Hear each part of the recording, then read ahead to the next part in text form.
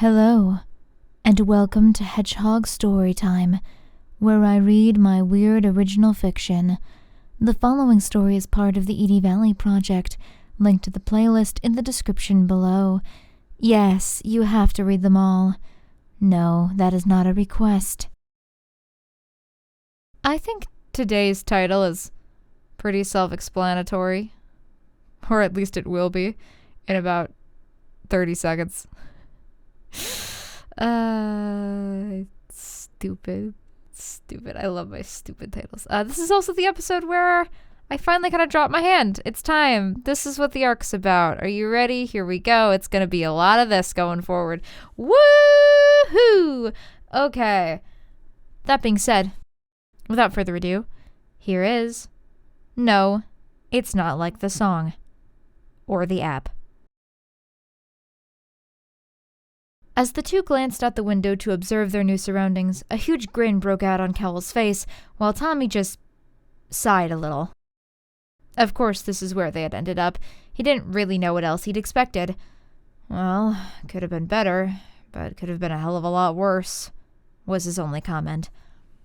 It took Cindy and Nico a while to recover. Cindy blinked and winked a few times as if something was wrong with her vision, and Nico kept keening to one side.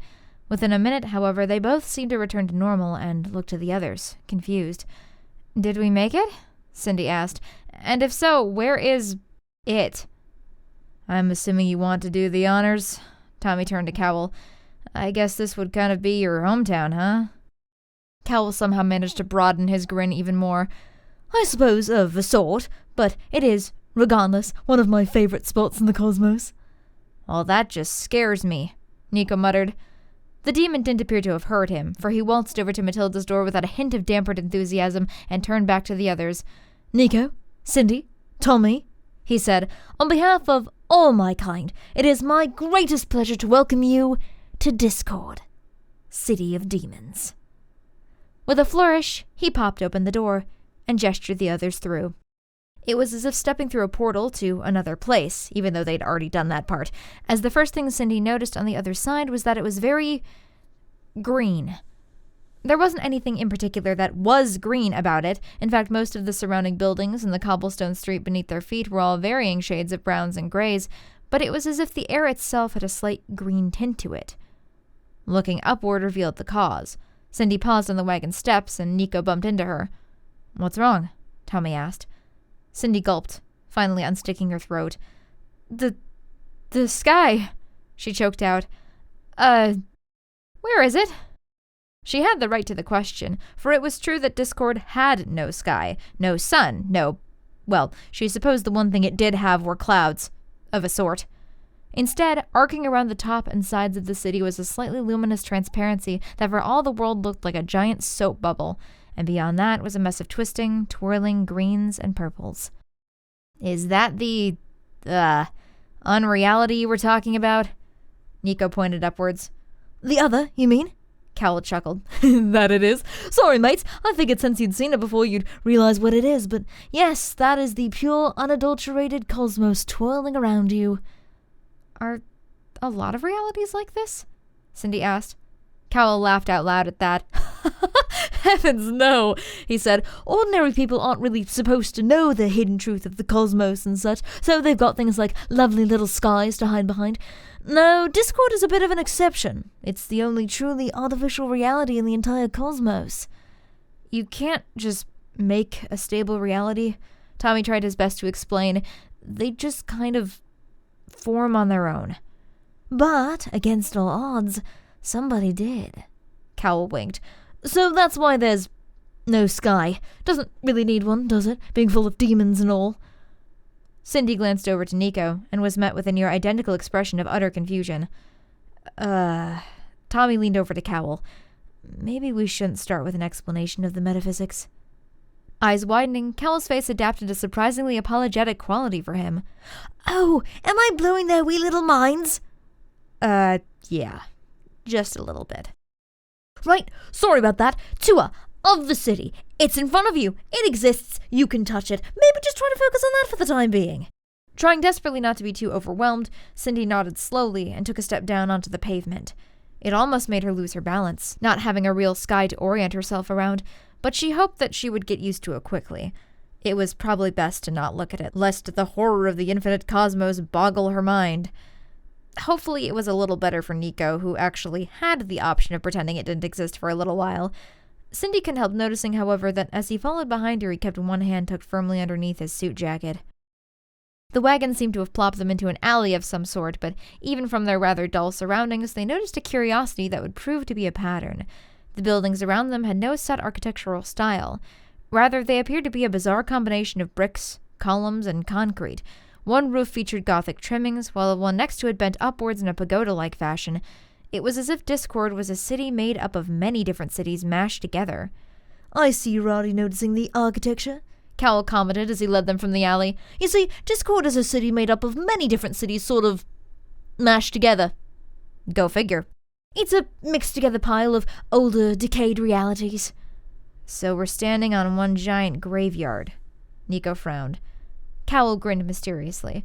"Perhaps, but make no mistake, Discord is very much alive."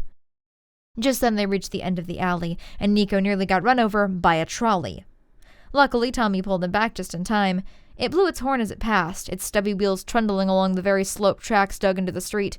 Someone at the back of the car flipped Nico off, and he started rolling up his sleeves before Cindy laughed. "What's so funny?" he blustered, his cheeks turning red. "Sorry," she snorted. "It's not you. It's just Discord. Mysterious city of demons. Public transport of choice? Trolley car." "Well," Cowell cut in, "not enough underground for a subway, and the streets are far too narrow for cars, let alone buses." "So trolley it is." Nico shook his head, suppressing a small chuckle himself. As funny as it was, Cindy realized that it was true. Outside of the alley, the street was almost diagonal as it curved away from them, up, and, well, it just kept going. The city was one large hill. It towered above them, crookedly clinging to what little earth must have been supporting it. Gothic buttresses mixed with industrial steel, and at the very top of that hill was the unmistakable shadow of a clock tower, looming a good 50 feet over every other building near it. Cindy pulled her eyes away from the bizarre silhouette and took a deep breath. "All right, we're on a mission," she said. "Where do you two think is the best place to start looking?" "Hold on now," Tommy cautioned. "You just popped into an entirely different reality for the first time, and frankly, Discord is far from the most inviting one." "Well, we've got to find them," she countered. "That's the whole reason we came here, right?" "Take some time to acclimate," Cowell said sagely, which only succeeded in making her want to punch him. "I doubt they're in any immediate physical danger here. Probably just laying low for one reason or another." "But I kinda hate to agree with him, but the bastard's got a point," Nico said. "Besides, it's a whole damn city. It's gonna take a while to case the whole joint. We should take it slow." "Tell you what," Cal clapped his hands together, "I'll take you two around the city, give you a lay of the land as it were, then we'll stop at our new base of operations, and then we can discuss the matter of the Atlanteans." After getting Cindy's tacit agreement, Tommy pulled Cowell a bit to the side. "Hey, I know you said you had a place in mind, but, where are we staying?" "Don't worry, love. It's all taken care of. It'll be a fun surprise." Shrugging, Tommy resolved himself to follow Cowell's advice. He'd long since given up trying to wheedle information from him when he wasn't willing to give any more. "All right," Cowell beamed. "Everybody got your buddy?" He jokingly grabbed Tommy around the waist, the latter rolling his eyes. "What is this, a class trip?" Nico sighed. Now, Nico, this is the big city. Everyone needs a buddy, especially when those precious souls of yours are the number one thing on the menu." He ignored Cindy and Tommy's frowns. "Right, then away we go." In the end, Cindy was glad that the others had talked her down from the search, because Discord was big. Even with the occasional trolley ride, it took them several hours to reach the top of the hill. Towards the bottom were the seedier areas of the city, and also the most dilapidated. Some of the buildings down here seemed to be carved into the bedrock of Discord itself. The scariest part was that at some point the city just ended. There were a few outlying islands of a sort, connected tentatively to the mainland by large chains, but beyond that, the land sort of fell away into those dizzying greens and purples. The only marker of the city limits seemed to be an enormous rock jutting out past the rest of the edge.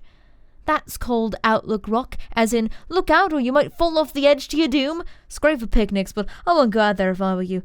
Reality's a little thin there, though that makes it a fantastic place to talk to folks from outside."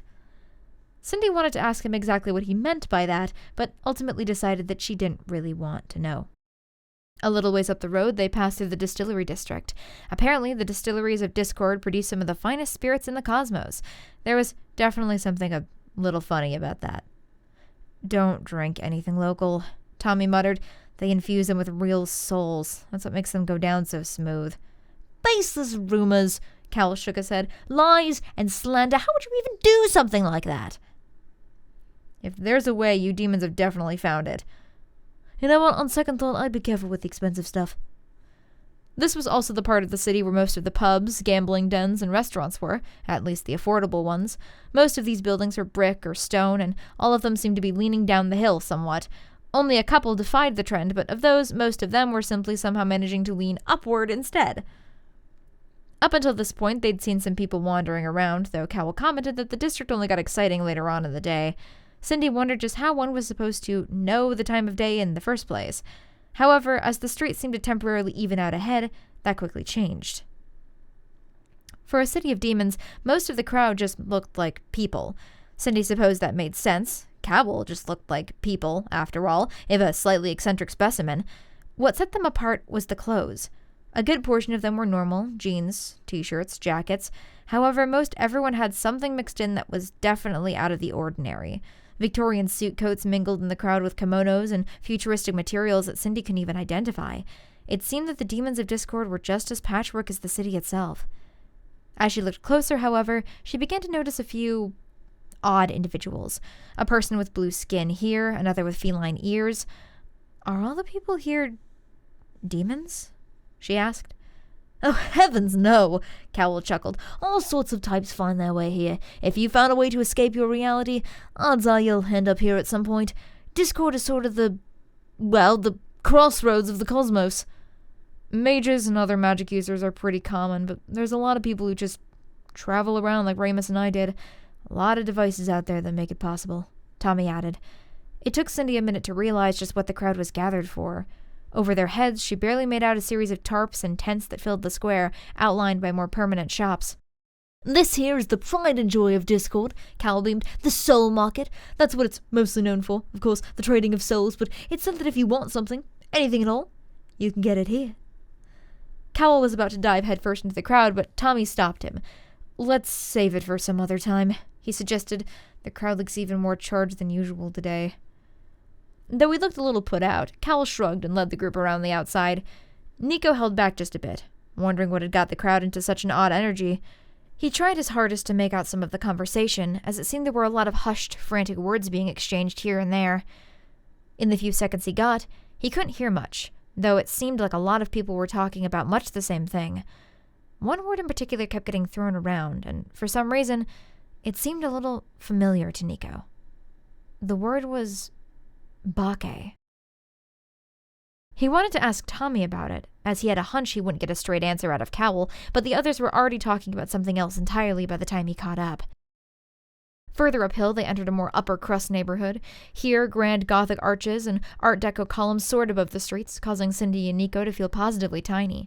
It was all very domineering. Several awnings advertised swanky clubs and casinos, and on the streets behind them were stately apartment buildings and townhouses. Cowell seemed to deflate just being here. "This is 6th Avenue, he said with derision. "There's really nothing here worth talking about." "I think it looks pretty exciting," Cindy countered, smiling primly. "Ugh," Cowell made an unpleasant face. "It's just so sanitized. Where's the grime, the character?" "In the alleys behind the clubs, inevitably," Nico shrugged. But this seemed to infuriate Cowell more. "That's exactly where it shouldn't be. We're all weird, disgusting little flesh creatures. Inhabiting the former bodies of them, at least," he huffed. "All the gross parts are the most interesting." "So I take it we're not staying here, then," Cindy sighed, not a bit disappointed. Cowell just stared at her, horrified. "That's a no, I take it." They must be near the top of the hill now, for the clock tower was getting closer and closer. Oddly enough, no matter how close they came, it still remained very difficult to actually make out the time.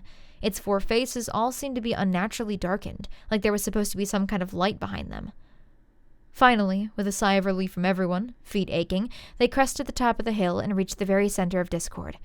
As Cindy had guessed, the base of the clock tower was here, at the very center of a large plaza. The entire left side of said plaza was dominated by a large, permanent concrete platform, on top of which was an odd construction that Cindy didn't want to imagine was a gallows. Unfortunately, it proved to be far too late, and she imagined it anyway.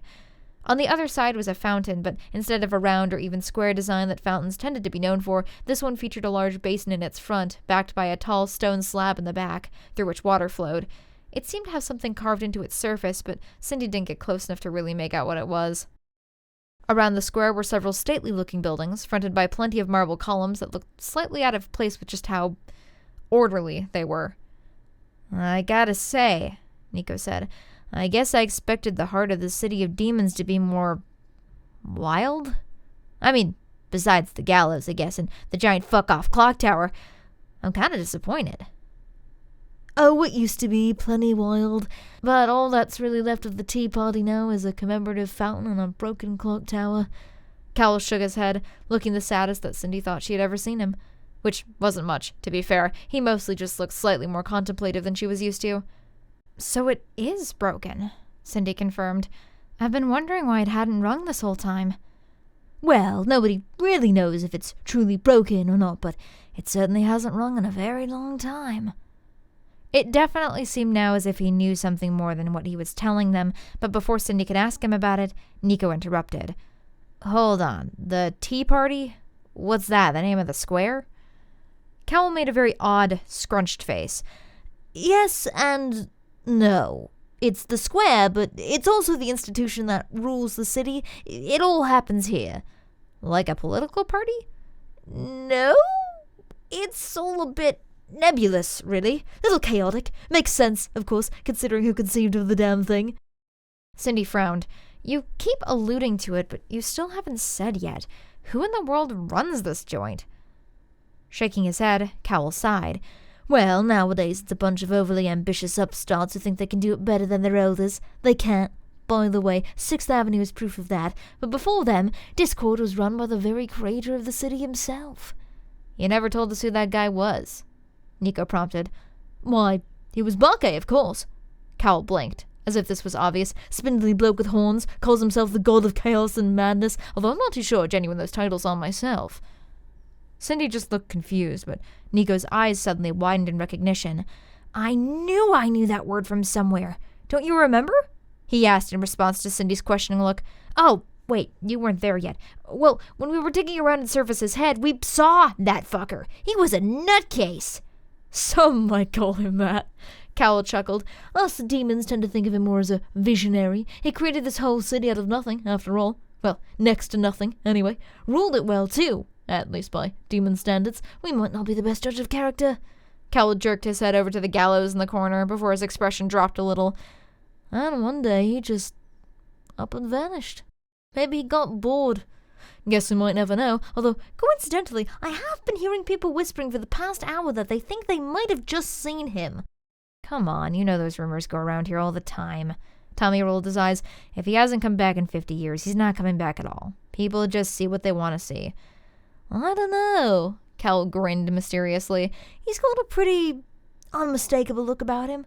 "Oh, wouldn't it be so fun if the rumors were true this time?" Tommy scoffed. "For you, maybe. Personally, I'd be worried for both my physical and mental health with that guy back in charge. Now, you've had your fun, gave your little tour. Can we get where we're going? I want to get off my feet." "But we haven't seen the whole backside yet." The others groaned, and eventually Cal relented. But as they waited for a trolley that would take them back down the hill, they couldn't help hearing the whispers around them multiplying at a disturbingly rapid rate. Bacche was back. Bacche was here, in the city. Of course, they had no way to know just how true those rumors were. Kind of. You see, while it was true that the wayward monarch had really been spotted within the city limits, his actual name was Doug Bailey. And he was not happy about it.